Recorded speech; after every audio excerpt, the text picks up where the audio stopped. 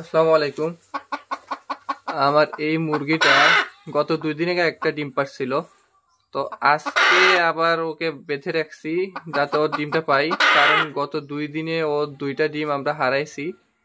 কোথায় জানি ডিম পারছে, কার বাসায় সেটা আমরা বলতে পারি না। ডিম 2টা না পাওয়াতে ওকে বেঁধে রাখছি, সুন্দর করে বাসাটাও প্রস্তুত করে দিছি। তো বেঁধে রাখার পর হয়তো ও একটা ডিম দিছে। তো ডিম দেওয়ার পর ও কটকট শব্দ করতেছে, সেটা দেখতে পাচ্ছেন। এখন আমরা হয়তো ওর ডিমটা দেখতে পাবো।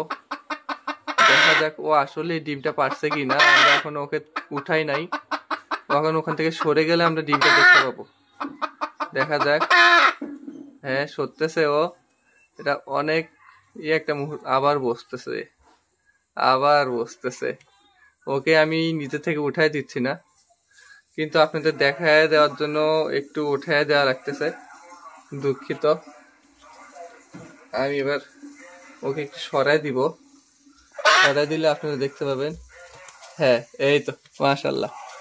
এই তো ডিমটা দেখেন। এটা ওর প্রথম বাতের ডিম। এটা এই জন্য একটু ছোট। যাই হোক, মাশাল্লাহ। আপনারা সবাই দোয়া করবেন। এই তো দেখেন ডিমটা, দেখেন এটা। আর মুরগিটা এটা ওকে আমরা সুন্দর করে উপরে বাসা দিছিলাম, কিন্তু এই বাসাটা তো ডিম পারে নাই।